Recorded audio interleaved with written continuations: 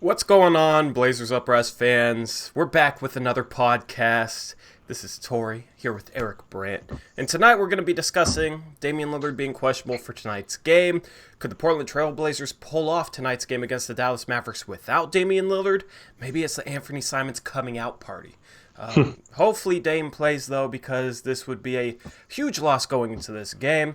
He is questionable with a respiratory illness. So the same thing, I think CJ dealt with it for a little bit, and Hassan Whiteside missed a game because of it. So the flu bug's going around the team. Now Damian Lillard has it, so that sucks. Really hoping that he's able to play and we're able to build off the momentum we created last game with that huge win against the Houston Rockets. But we might be having to try and do this without Damian Lillard. So that would be a very, very tough task. Dallas is a good team. We've already beaten them in Dallas once this year, but without Dame, it's very tough seeing that happening. We're going to get straight into picks against the spread, though, because it is 4 o'clock, so we do got to get rolling with things. Let's see here. Here's our records.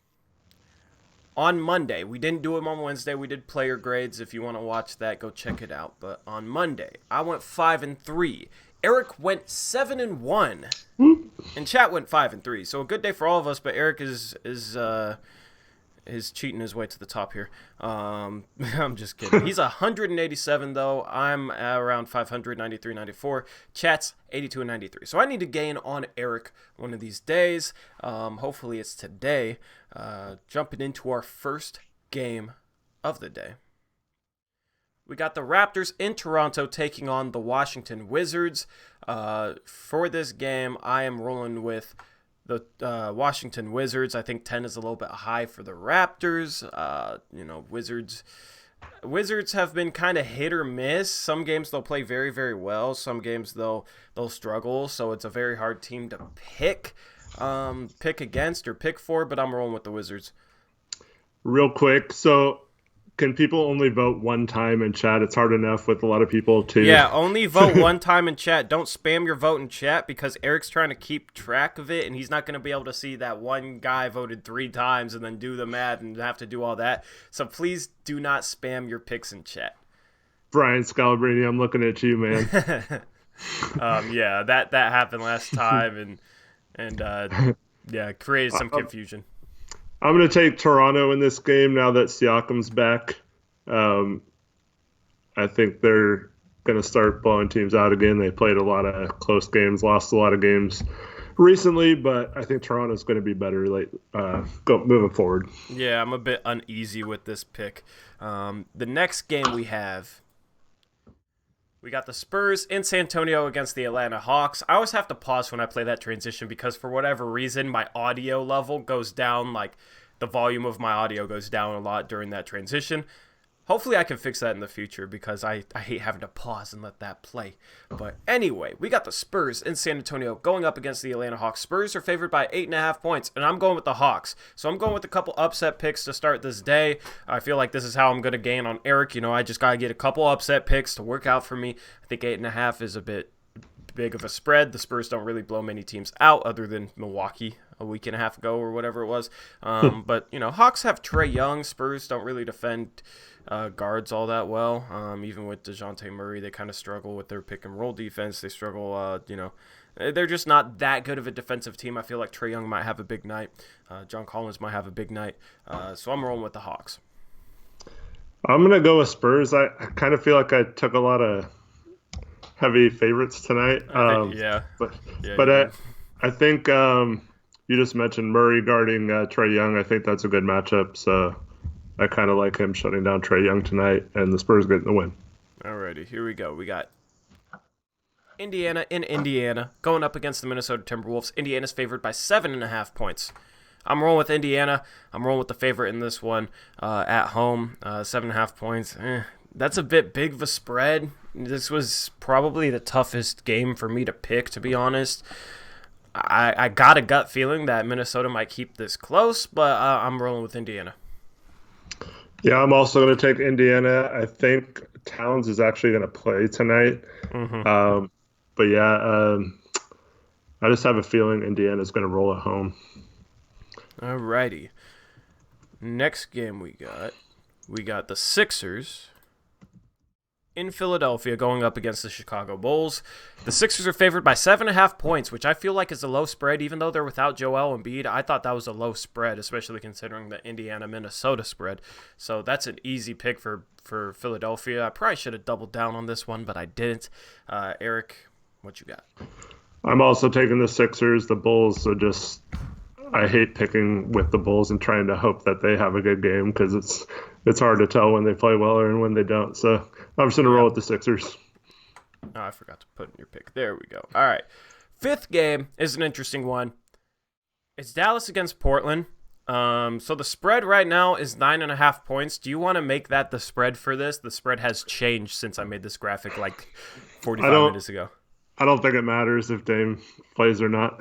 We'll keep it at 7. If y'all think what? You don't think it matters if Dame plays? No, I'm saying it's not going to matter what the spread is, 7 or 9.5. If Dame does not play, Dallas is going to blow us out. Gotcha. So it kind of depends on me if Dame plays or not. I'm still fine rolling with the Blazers. Whatever. Yeah. I'm still fine rolling with the Blazers here. I think they'll come out with the same defense they used against James Harden on Luka Doncic. I think that should be the plan here. I think that could work. And they maybe, if they play good defense, might have a chance without Dame. We'll preview this game a little bit later. But I'm rolling with the Blazers, and I'm fine rolling with the Blazers because you're I'm tossing it over to you. I was using my double down on this one. I may have to change that if by the end of this chat we decide that, or we find out if Dame's playing or not. Eric's way too uneasy right now. You're doubling down on the Blazers, right? Yep. Alrighty. He's doubling down on the Blazers. That's what I'm saying. I'm fine picking the Blazers because you are doubling down on the Blazers. That's when you're like, I'm doubling down. I was trying to segue it all smooth and stuff, and you just sat there. You know what? You're trying to pick up games on me, but I'm so good at picking. That's not the good way to do it. Okay, then I ain't letting you change that. I ain't letting you change that then. All right, here we go. We got OKC in OKC going against the Miami Heat. OKC's favored by 1.5 points. Okay, I'm rolling with the Heat. Okay, I'm rolling with the Heat here. That's a pretty close spread. That's a pick'em game, but I'm hoping the Heat win. Hoping they knock the Thunder down a rung.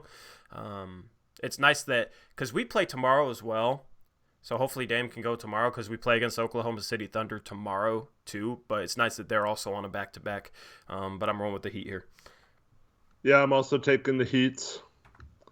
I just think in a close game like this, I just like the way the Heat match up with Oklahoma City. Gotcha. I was pressing the down key instead of the right key. All right, there's your pick. All right, last game. No, second. Yeah, last game. I'm all over the place here. You got me tripping. This must be your double down. This is my double down. We got the Cleveland Cavaliers in Memphis going against the Grizzlies. Grizzlies are favored by 8 points. I'm doubling down on the Grizzlies here. Grizzlies have been playing terrific basketball. The Cavs have horrible guard defenders. Darius Garland, Colin Sexton, they're going to get eaten up by John Morant. I think John Morant has a big game tonight. I think they match up well against Kevin Love. Jaren Jackson Jr. is probably one of the best types of defenders to put up against Kevin Love because he has length and can get out to him on the perimeter. I love the way Memphis matches up against Cleveland. This game's in Memphis, so I'm taking Memphis and I'm doubling down on them.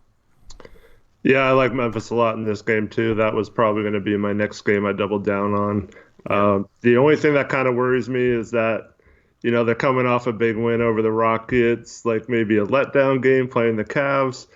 But if they play the way they've been playing lately, they should easily win this game. Yep. Dame Dallas says, since I was the last to donate, can I choose who does the double down? Didn't he do that last game? Or last time? Didn't he choose the double down last time?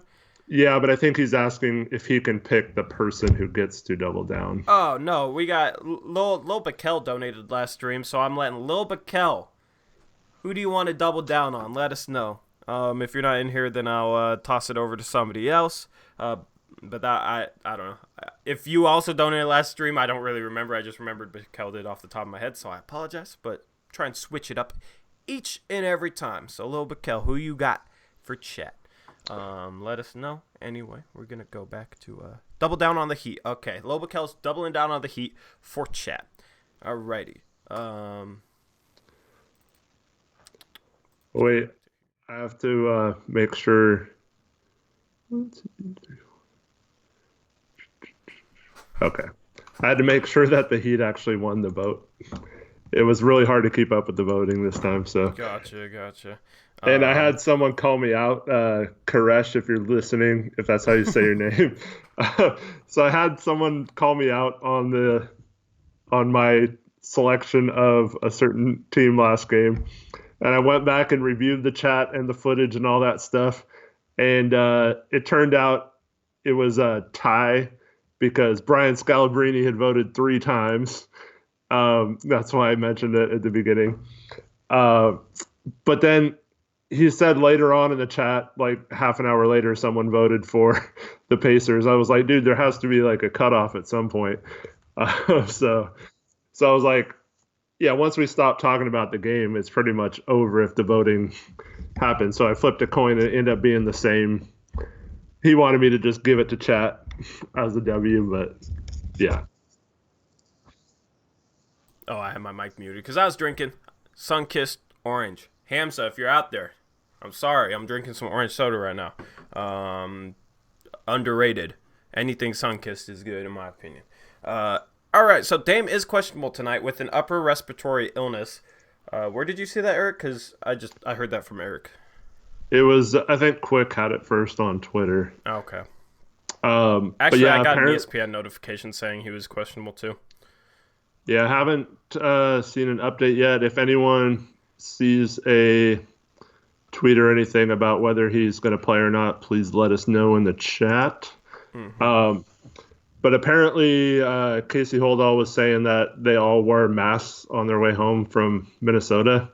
It was that bad with how many people were sick and stuff. So I really hope Dame plays tonight because that would be a huge break in our momentum if he doesn't. I mean, I hope they could still win anyway, but yeah. Granted, I would rather they beat OKC than Dallas, but right. I mean, let's just try and pick up as many games as we have here, try and work our way back. You know, I don't know. I feel like the attitude kind of shifted just slightly after that Houston win. You know, the best win of the season. We're now back to 6 games under 500. You know, have some tough teams coming up, but it was almost like, okay, they did some things I've been waiting for them to do. Let's see if they can do that consistently from game to game. A lot of those things, a lot of the things they did well in the Houston game, they should be able to do well without Damian Lillard. The bench played solid, I thought. You had guys step up. Carmelo shot well. CJ shot well. CJ, you know, hopefully he can get going. But the main part of that game was what they did against James Harden defensively. Just the type of coverage they had against him, the way they got the ball out of his hands, didn't let him make plays for himself or others. Held him to I think a season low in points. I'm not entirely sure on that. Didn't really send him to the line. Doubled him heavily. You know, the commentators were talking about triangle and twos and diamond and ones. I couldn't really tell exactly what the Blazers were doing defensively. It was kind of like a different look almost every time down the court. I couldn't really figure it out, which is exactly what I wanted, because if, you know, they're switching up defenses, if it's unpredictable every time down the court, then the offense of the other team, they're not going to get comfortable because they don't know what they're seeing every time down the court, if that makes sense. So I just really like the type of defense Portland played against Houston. You know, they got the ball out of Harden's hands, doubled them, but then they also scrambled well, rotated well on the backside of that. I think you can play that exact same type of defense against Dallas, against Luka. So I think, you know, they ran it last game. They run it again this game. They should be able to replicate just like the style of defense. You know, maybe Dallas makes threes that Houston missed, and maybe they win by 15 because of that. But I think you can't let Luka beat you, and you can kind of load up on him the same way that they did on James Harden. Did you see what people are saying in defense of why we haven't seen defenses like that? Why? before. Why? Oh, it's a junk defense. You can only use it like once a season. Um, It's not a junk defense. Houston just missed shots. Otherwise, it wouldn't have We worked. contested a lot of Houston's threes. Okay, they did get some open threes, but honestly, with our normal defense, we give up that same amount of open threes. Right, I You know know. what I It's not. mean? Not only that, but we also let star players get going, and we also let guys go off alongside of their teammates hitting open threes, and we give up like 120, 125 point games against teams like the Houston Rockets. So, yeah, it took them missing shots a little bit, but we got the ball out of James Harden's hands. It's not a junk defense. Being creative defensively is not a junk defense. These people sound like they don't know what they're talking about or never played basketball. You double team the ball, you get the ball out of the star player's hands, and then you rotate on the backside and you close out well. Yep. It was the best closeouts of the season. They were closing out better than they had all season long. So yeah, Houston got some threes up, and some of them were open. But honestly, a lot of the open ones was because of just silly mistakes defensively. It was because, Carmelo Anthony fell asleep and was standing, not even guarding anybody type of stuff. It wasn't because of the type of defense they were running. So, no, it's not a junk defense. There's not people trying to excuse Stotts not being creative with his defenses earlier in the season by calling out the defense we played against James Harden and the Houston Rockets, which was the best defense we played all season. That doesn't make sense, but none of their, defenses for Stotts make sense. I thought Stotts coached a great, that was the best game he's coached all season long.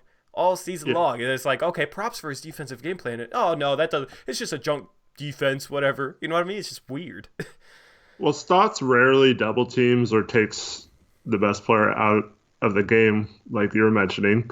So the fact that the game plan was to make guys like Ben McLemore and that was the design, to make them shoot a lot of threes and hope that they miss. So those guys, I'd rather have those guys shoot threes than you want Westbrook as a 23% three-point shooter. You want him shooting threes versus Harden getting the ball in a one-on-one situation. And I mean, Westbrook shot 11 for 22 from the field and 2 for 5 from 3. Normally, he's nowhere close to being that efficient. So if anything, maybe they should have scored less points if Westbrook didn't play above his head.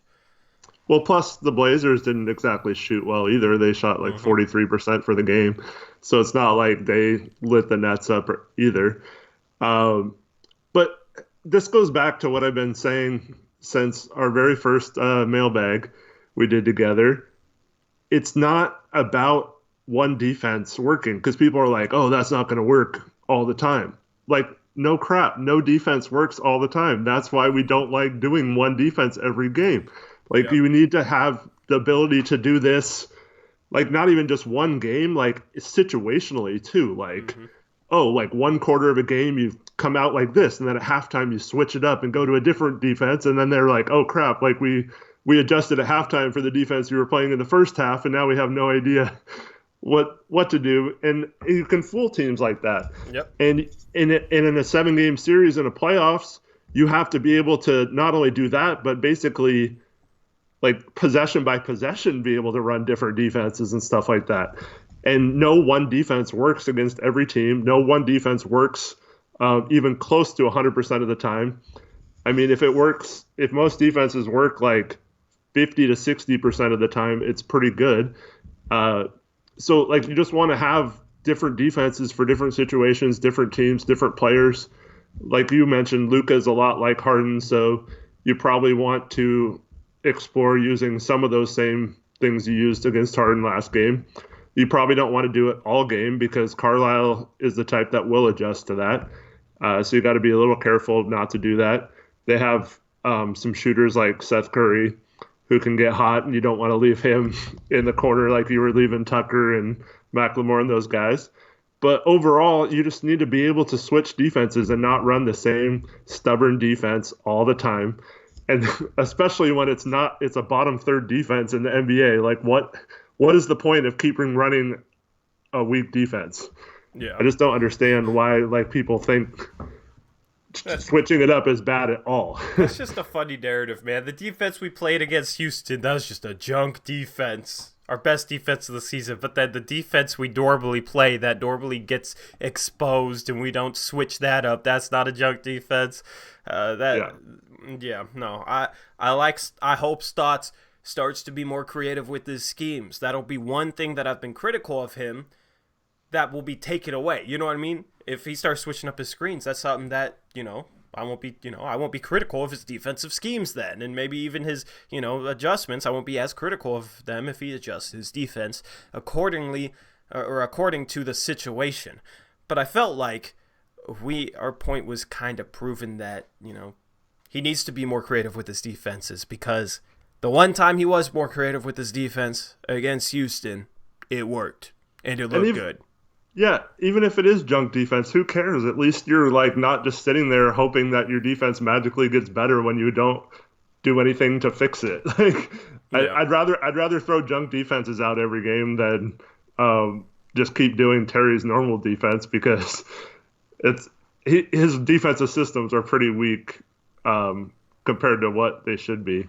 And I know he likes just having players knowing what to do and always doing the same thing, but I just don't think long term that's what's best for a team if you want to make a deep run. Yep, I 100% agree. So in terms of what they do if Dame's out, in the past they've actually started Gary Trent Jr. So Gary Trent Jr., his perimeter defense has impressed me. I forget who tweeted it to me, but somebody tweeted me I think it was 3 or 4 clips of Gary Trent Jr.'s defense against Houston, his perimeter defense, 3 good defensive possessions, and I retweeted it. So some of you might have seen that. I apologize to the person who gave it to me for me forgetting their Twitter name, because I wanted to give him a shout out. But Gary Trent Jr. might be, I think he's the player to start. That might be a good person to put up against Luka. If we're not gonna completely sell out on Luka, I'd match Gary Trent Jr. up against him, because Bazemore's a good defender, but I almost want him playing off the ball a little bit more than on the ball. I think he's a little better, I don't know. I feel like a lot of Bazemore's defensive value comes when he's locked in off the ball. Now he does fall asleep. He's not consistent in terms of his defense off the ball, but Gary Trent Jr. is strong. He's quicker laterally than I thought he would be. And that combination, I feel like that's the type of guy that Luka is going to struggle against. Usually he doesn't struggle, but I feel like the best type of defender to put on him is a strong defender, near his height. Gary Trent Jr. is 6'6", doesn't have the wingspan that Kent Bazemore does, but I feel like Trent defends stronger than Bazemore does, defends a lot stronger than he does. So I feel like that might be an interesting matchup. You get Gary Trent Jr. revved up for that game, ready to go, hyped up. He goes out there and he busts his ass on Luka Doncic. We could do that. Maybe we do that and mix that in with the same type of creative defense we used against James Harden in that Rockets game. I think that would be an overall good game plan. But I think the key to our defense isn't necessarily going to be necessarily how we guard Luka Doncic, because I think we will try hard to not let him beat us. The key will be rotating on the backside. Or not necessarily the key, the X factor. The X factor to our defense tonight is, once we get the ball out of Luka Doncic's hands, are we getting out on shooters? Are we rotating? Are we scrambling well? Are we remaining solid?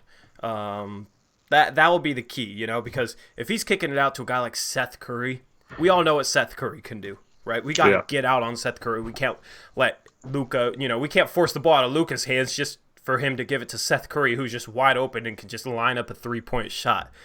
We can't allow that to happen. So we got to rotate. We got to get out on shooters. They got some decent shooters. Porzingis killed us in that first Dallas game, but he's out tonight. Is he out tonight? Okay, good. Yep. See, that they do have some solid bigs, though. That's the thing. They have good role players that fit their role well. They have a solid defense. We just got to make them uncomfortable, because I feel like when you have one star surrounded by a bunch of good role players, you got to make that star uncomfortable, and then the role players, get a little bit more uncomfortable because their star isn't really carrying the offense, if that makes sense. I think we saw that against Houston. I think that's kind of why some of those guys miss shots, and when you're used to watching James Harden drop 37 points per game and he's struggling, it just kind of throws everything out of whack and makes you uncomfortable. So I feel like that's what we got to do with Luka.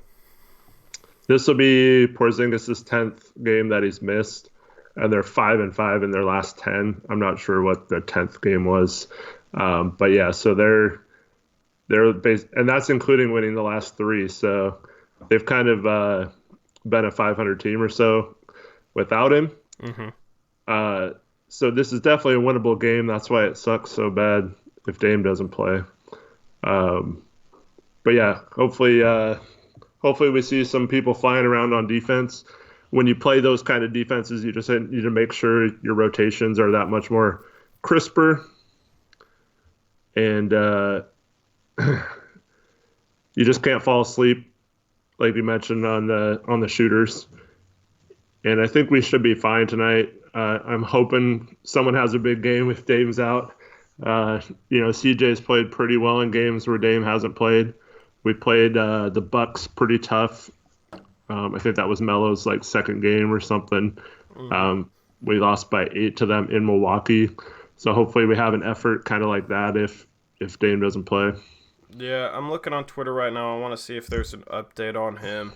Chat, if you get an update on Dame, drop it in here. This game's on ESPN. This is the second game in a row that's tipped off at 6:30 in Texas on ESPN. So hopefully that's some good luck for us. I want to get the update on Dame. So chat, if you get an update on Dame, you gotta let us know. Anyway, yeah, that's just bad timing, man. That's just bad timing. Of course, when we got Thunder tomorrow, back-to-back, he gets sick for a back-to-back against Dallas and OKC. Because that's the thing.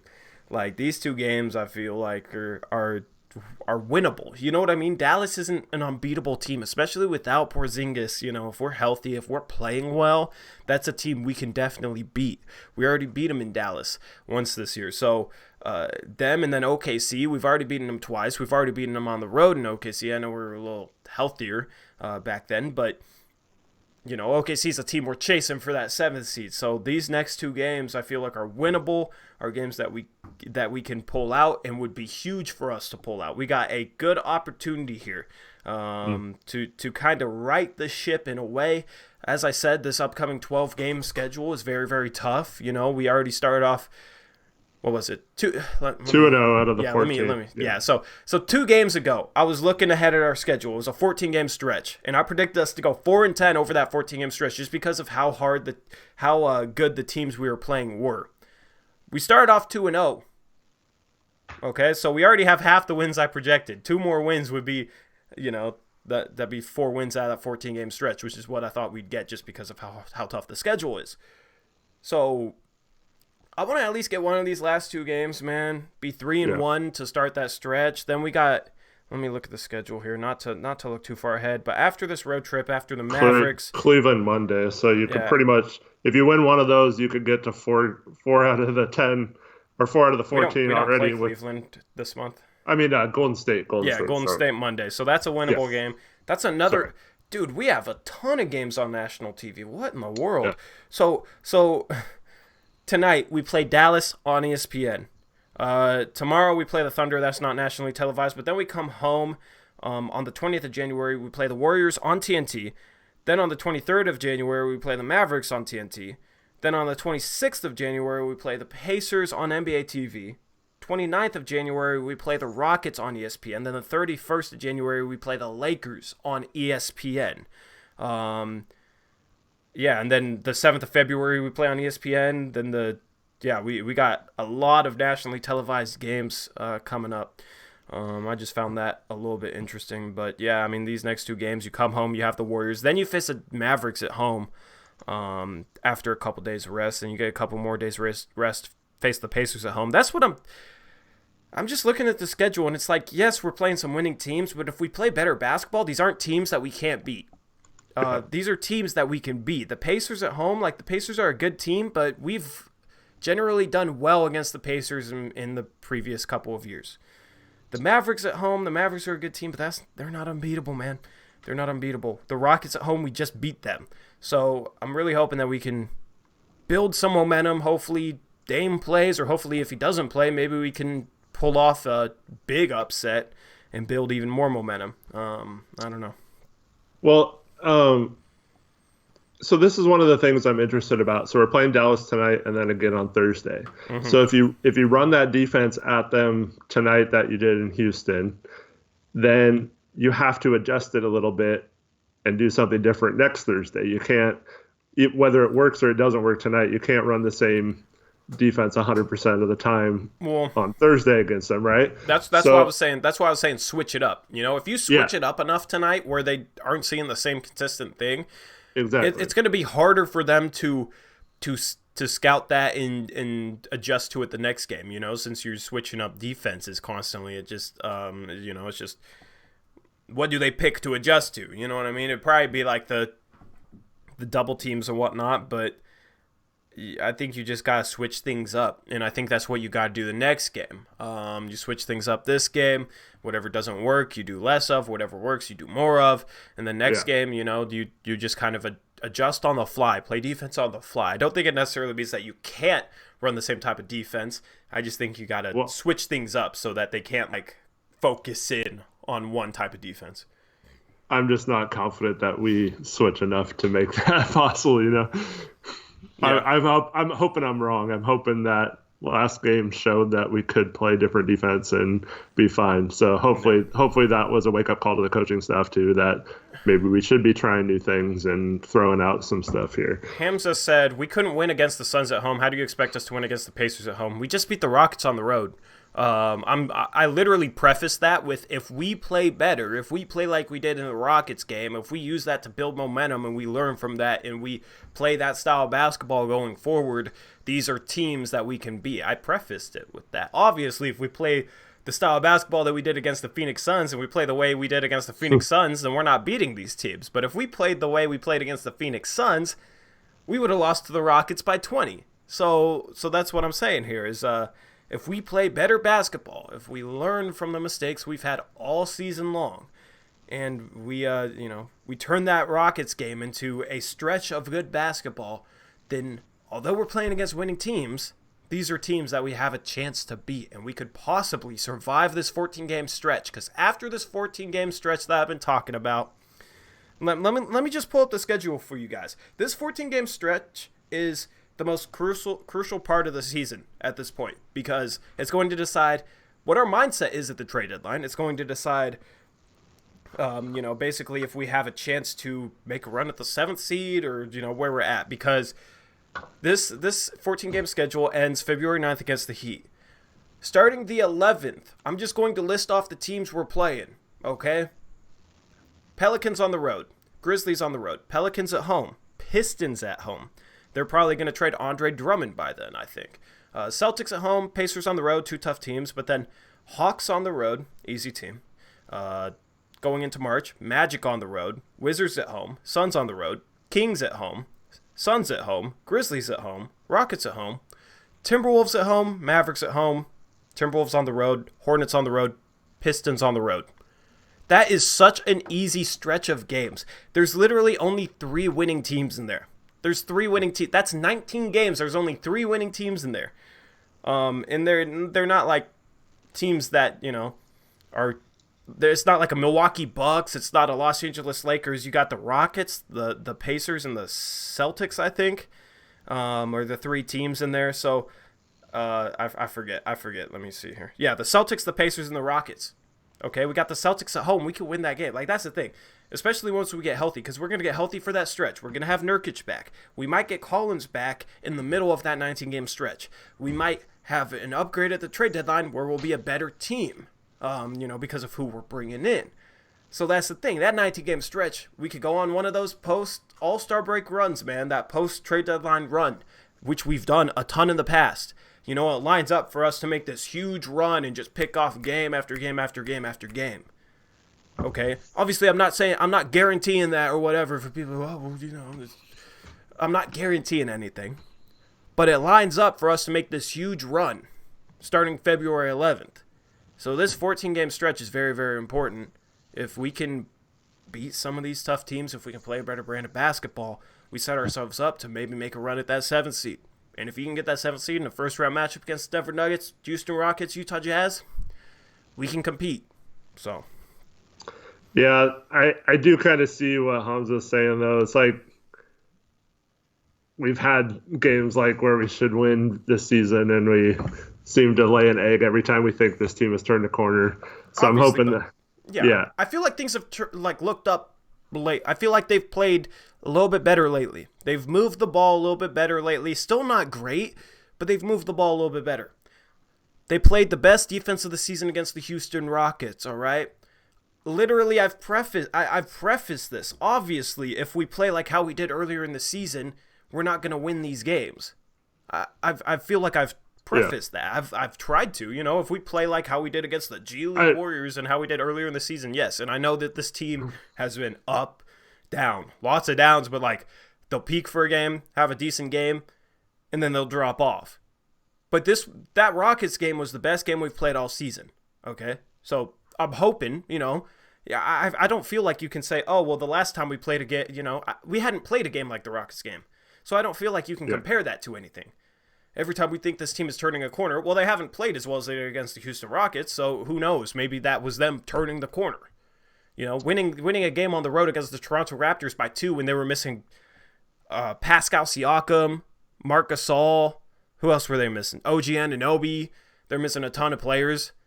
Winning that game, I don't think was anything close to how we played against the Houston Rockets a couple days ago. I think we played a lot better against the Houston Rockets. That was our most complete game by far. So if we can turn that into something, we might have a chance to do something here. That's all I'm saying. For sure. I think everyone agrees with that. I just think people are questioning whether they can maintain that. And obviously that's not what you're saying, but I'm questioning it, yeah. Yeah. But your point is if they don't have a fallback or if they become consistently that good, it would be better. See, people want me to be more positive, and then when I'm more positive, people are like, why are you being positive? Yeah. I can't win, man. Oh, man. Give me just a second. I gotta take a phone call. Mute your mic, or not. I'll mute it. I'll mute his mic. But anyway, yeah. I'll read chat for a little bit, I guess. Little going off tonight. Little's fun to watch, man. I hope he gets 16, 18 minutes tonight. Leo, I heard it from the Trailcasters. What'd you hear from the Trailcasters? Why would the... Dame Dallas said, Lillard is playing tonight. And then somebody asked, where'd you hear that? And he said, I heard it from the Trailcasters.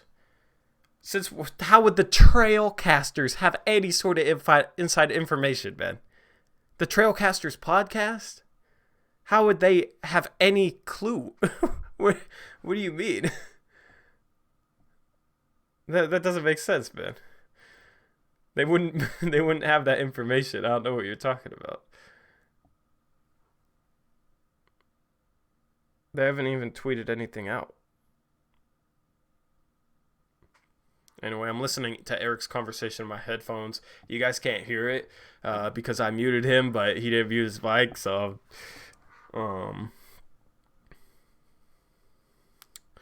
anyway, I just saw it on Twitter, so I thought it was real. Trailcasters wouldn't know. Just because something's on Twitter doesn't mean it's real. All right? Don't believe everything you see on Twitter. Tori, who do you like for most improved this year? Devontae Graham's up there for sure. There's not really any obvious candidate, but I think Devontae Graham is definitely up there. Which is a guy I was high on coming into the draft. I thought he had the chance to be this type of player. And now he's popping off right now. Don't worry about the Trailcasters, man. We're here for you. I just don't understand why they didn't even tweet anything out, and I don't understand why he would think that they would have the inside scoop. That's just funny to me. If Dame doesn't play, maybe Anthony could step up and play a great game. That's the hope. We need it in order to win this game, I think. Ingram can make a case. Actually, yes. Brandon Ingram, I think, is the most improved player. Devontae Graham's percentages are terrible. Are they? I'll look them up right now. I know they were solid earlier this season. I haven't really looked at his percentages lately. But I know they weren't like great. That's why I was kind of hesitant to pick them. He's shooting... Oh, yeah. Devontae Graham is shooting 38% from the field, 39% from 3. He's shooting 36% from 2. His true shooting percentage is 50. His true shooting percentage is 54%, so that's not horrible. He's as efficient as CJ is. He just shoots a ton of threes, and that's why his field goal percentage is low. I guess he doesn't shoot well from 2 either, so it doesn't make a difference. But he shoots a lot of threes, 39%. That's pretty good. Gets the line 4 times a game, shoots 83%. That's pretty solid. So, welcome back, Eric. I was trying to mute your mic next time, so I'm not hearing that in the background. Emergency at work, and might have to take another call here in a minute. All right. Who knows what type of emergencies happen at a party store, but got me kind of curious. 38% from the field, disgusting to look at. Yeah, but 54% true shooting percentage ain't bad. Anyway, what you want to talk about, Eric? Topics. We didn't really plan out this podcast a whole lot. I want to get your thoughts on the trade yesterday. Oh, I don't know what the hell Minnesota's trying to do there. You're telling me you couldn't get a second-round pick for Jeff Teague? Yeah. I know.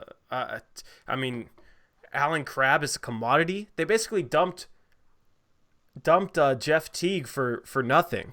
You know,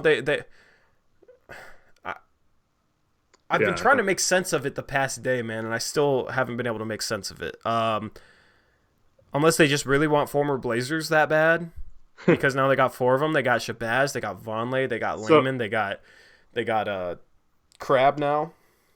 I went to a Minnesota website, and so there was like an article in which the reporter gave them an A+ on the trade. And then everyone in chat was like, best trade ever, A Gary, A+, A+. We got rid of Teague, thank Lord. Like, yeah, like there wasn't a single person outside of one guy was like, love the trade, wish we maybe could have gotten a second-round pick out of it too, but I'm not going to complain.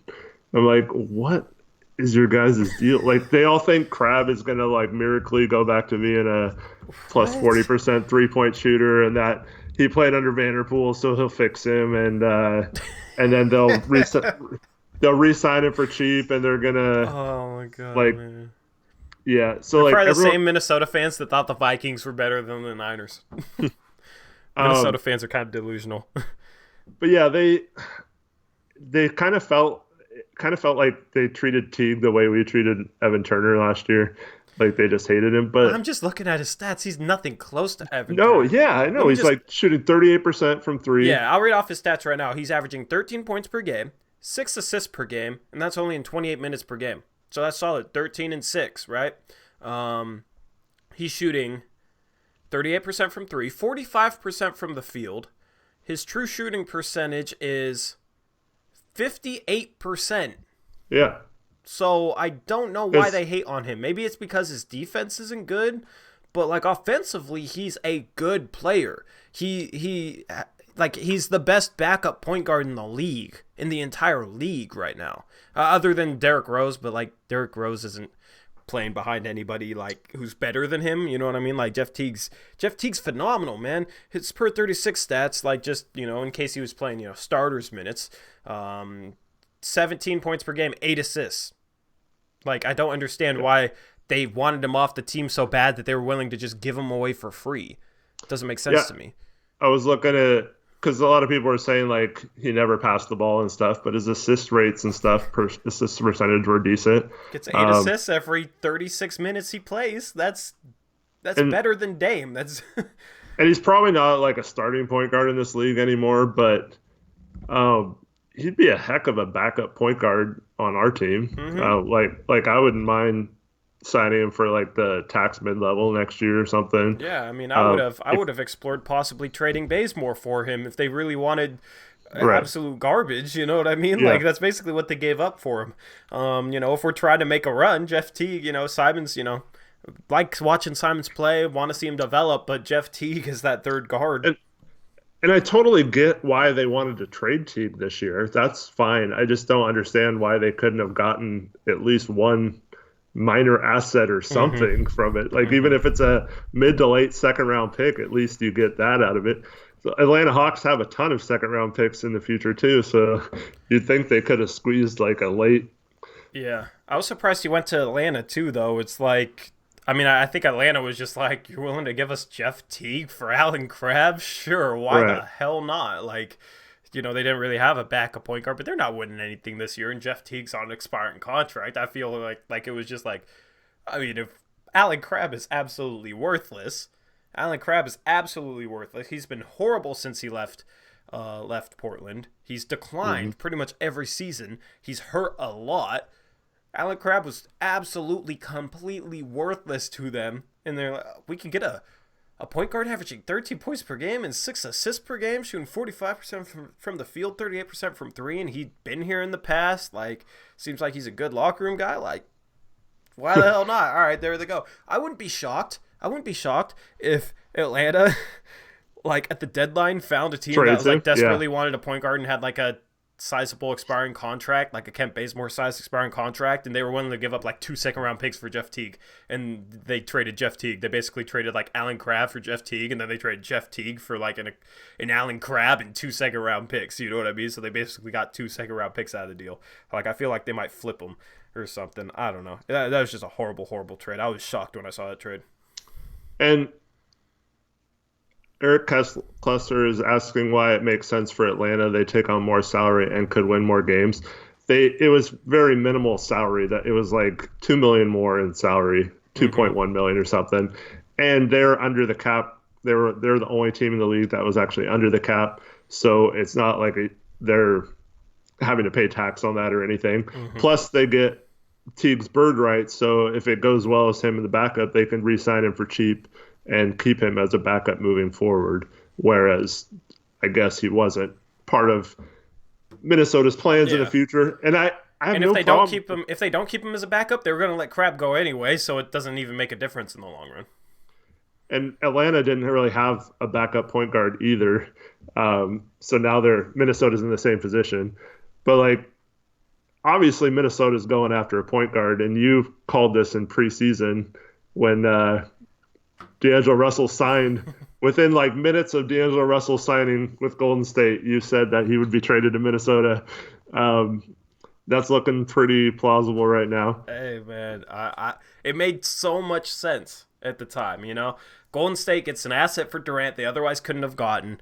All right, now they're in a lost season. They flip that asset for the perfect small forward for them. Right, the perfect small forward for them is a Robert Covington type. You talk about, bro, that's going to suck. Like, they're going to get, like, a top 3 pick. They're going to get James Wiseman as their center.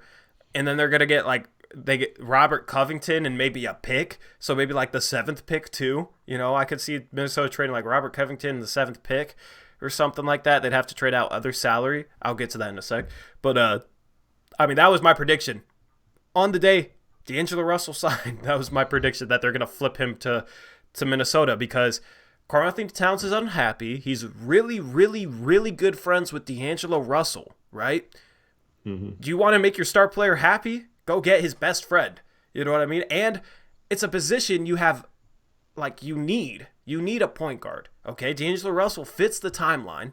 You got a young core 3, D'Angelo Russell, Karl-Anthony Towns, Andrew Wiggins. I'm, kind of bullish on the the total upside. I think they need to add like another like all-star level player at least to even have a chance to come close to contending with that core, just because None of them are good defenders. Yeah. Wiggins and D'Angelo Russell are questionable shooters. You know what I mean? But like, that's a very talented young group, right? So it makes a ton of sense for the Timberwolves. Covington's a perfect fit in Golden State. He's on a cheap contract, a good contract. Like, it just makes too much sense to not happen, man. D'Angelo Russell is going to end up in Minnesota. Covington is going to end up in Golden State. That's what I was saying months ago. I feel even more strongly about that now. Yeah, the only hope we have is that they don't want to take on Jang or something, and then it'd be hard to make the contracts match up. Mm-hmm. They'd have to get a third team involved or something. Here's what I'm thinking though. There's gonna be a team that'd be willing to take on Jang. Why not have it be us? Because people were like, "Oh, don't help out Golden State." There's going to be they'd figure out a way to make it happen, and some team would be able to land Jang. Okay, so it's not us helping out Golden State. If they had that framework of the deal and we're trying to find a third team to take on Jang, it's gonna happen. Like, that deal was gonna happen. So if we can get something out of it, why not have it be us? Like, if we could get 2 second-round picks, Minnesota's second-round pick this year, like in the late 30s, whatever, and another future second-round pick, and we could take on Jang for Bazemore, and then we'd move Whiteside for a wing. We'd have Jang as our backup center. He'd be a $60 million expiring contract next season. He'd be salary we could trade during the draft, during the offseason, which we don't have any salary that we'd be willing to trade during the offseason lined up right now because Bazemore and Whiteside expire. We're not going to trade one of our core three, Dame, CJ, and Nurk. So our next biggest salary is Rodney Hood has a player option, so we couldn't trade him on draft night unless he accepts it before then. So, our next biggest salary is, Zach Collins making $4 million. So how are we going to trade, for a guy making $15 million or more, right? But if we have, $60 million, Gorgie Jang, right? And we get 2 second-round picks back for it, let's hop in on that deal. You know what I mean? The only part that kind of sucks about that is the fact that Jang is playing so well right now, especially defensively. Mm-hmm. He might be playing himself into a position where he doesn't get assets attached. So I would still do it even if he didn't get a second round pick. It's more likely he would have assets attached to him if it was they're just trying to find a third team to take him on because Golden State didn't want to take on that salary. If you're going to get James Wiseman in the draft, which I think even if they have the 4th pick, Wiseman will fall to them. If they have the 1st pick, I think they'll take Wiseman. I think Wiseman's going to end up in Golden State. Because they don't really need a guard, and the other top prospects around that are pretty much all guards. So I think Wiseman will end up there. You got Looney. They don't really need Jang. They probably don't want to pay him $60 million a year. So they probably just want an expiring back instead of Jang. So if, they have a deal like that, and it's such a big deal, I feel like Minnesota would be like, fine, let's throw in a couple second-round picks just to offload him, just because Golden State doesn't want him. I feel like that's more likely than if they, that's more likely than Minnesota just saying, okay, we need to get rid of Jang's contract. Let's trade him for an expiring and 2 second-round picks just for the hell of it, if that makes sense. Yeah. So I was doing the math earlier, and between Curry, Thompson, and Draymond Green, it's over $100 million in salary next year. Mm-hmm. So they're up. Yeah, they wouldn't want to pay 3 guys. They're up. They're over $100 million. So. Mm-hmm. That's why Covington makes a ton of sense too, because he's very, he's $11 million a year. Yeah, because someone is trying to say Wiggins would be perfect on Golden State. I think it was actually in one of the comments for one of our videos. He would be, he would be perfect. I was like, no, because they were saying they could fix him or make him into a better player, which might be true. But they're not going to take on another player that makes that much money. Yeah, especially when he'd be a project for them. Unless they're a Durant level player, Yeah. So yeah, Covington makes complete sense. I'm surprised actually it hasn't happened yet. I'm guessing it probably would take 2 first also in that trade. So or maybe Culver, maybe Culver gets thrown around there, but yeah. It's just tough with the salaries because Golden State's, they've had roster spot issues all year, and they're up against the hard cap too. So they can't exactly do stuff very easily. So there's going to almost have to be a third team involved in that trade. Yeah. But if you're Golden State and we offered to take Jang and Covington and threw in our first, maybe even just like top 5 protected or something. So then they could possibly have 3 lottery picks this year. Mm-hmm. You think that's something they'd be interested in over? Because then you could have that $100 million in salary between your 3 stars, and then you could have 3 lottery picks like filling up as the new guys. Like you'd have a bunch of young guys on rookie contracts. Plus, if that was the case, you could probably get like a Culver, like you were saying, or a Okagi, or however you say his name. Okogie. Did I say it right? Okogie. I was close. I didn't say Okagi that time. Yeah, I mean, Warriors have a lot of options, especially if they could get like a top 4 pick and then like the 8th, 9th pick from Minnesota and Covington. That would be phenomenal for them, man. They would be back back to the top, and that would suck. You have both LA teams, and there's a spider on my computer screen. I just had a nightmare scenario, man. I have a nightmare scenario right now. There's a spider literally on my computer screen right now. Anyway. Mine's worse. What's yours? Warriors get Covington, Wiseman, and Obi Toppin. Oh, yeah, that's disgusting.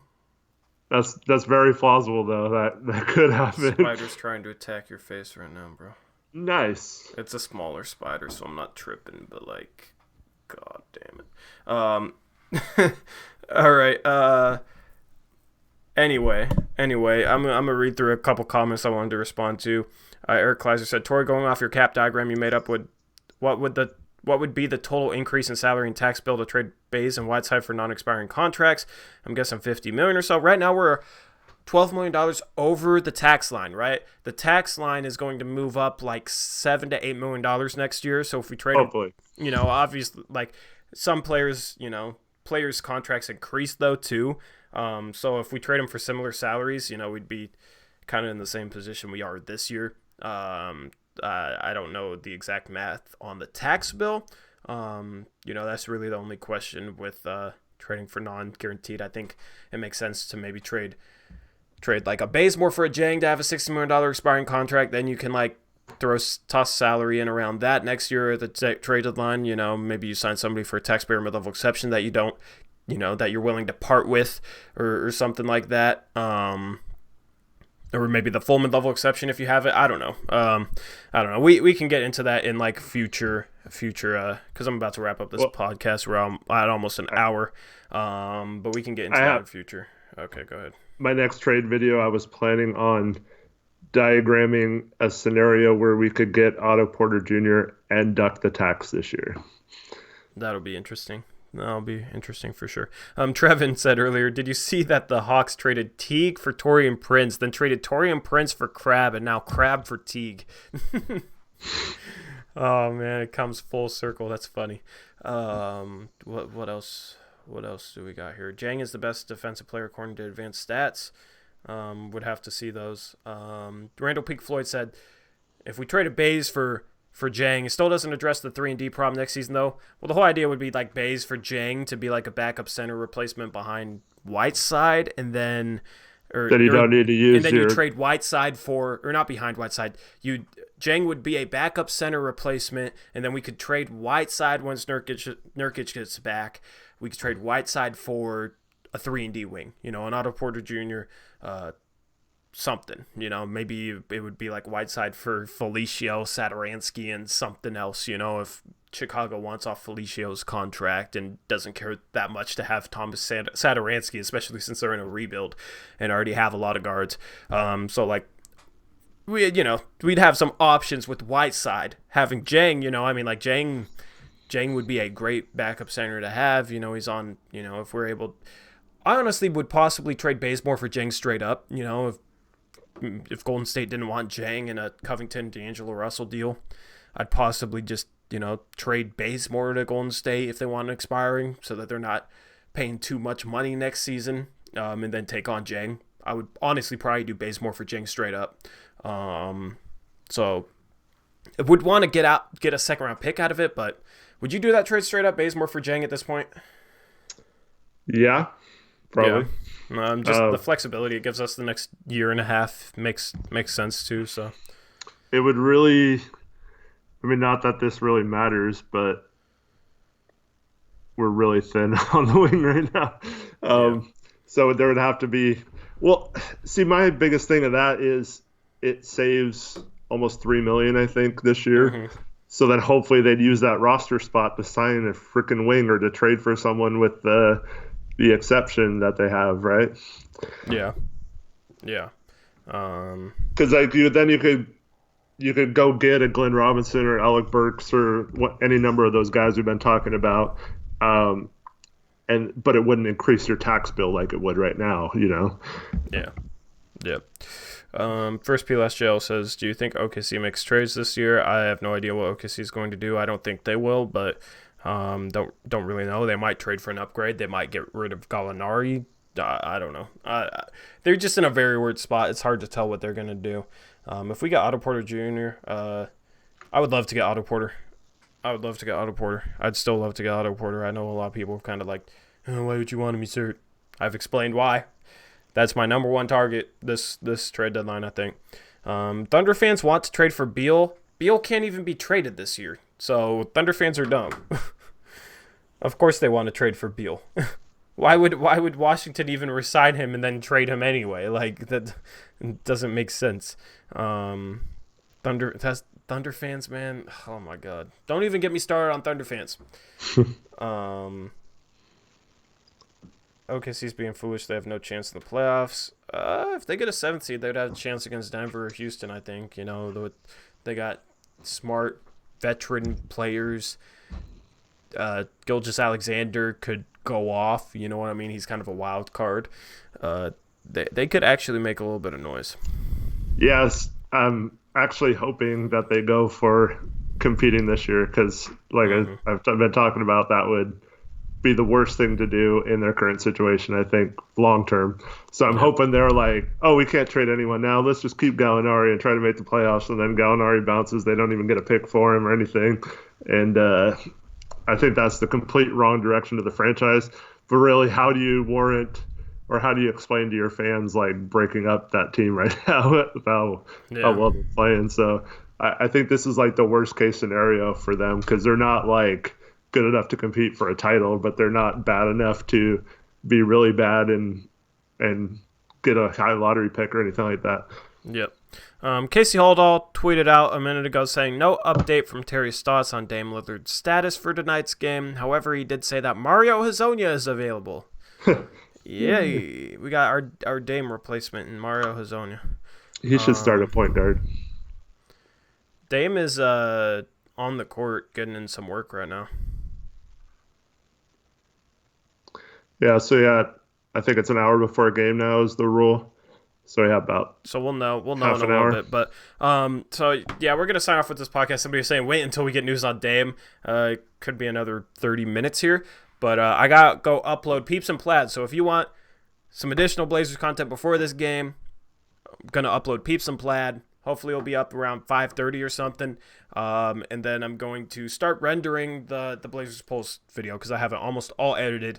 I have like 10 minutes left of editing to do or something like that. So I'm going to get that uploaded maybe halftime.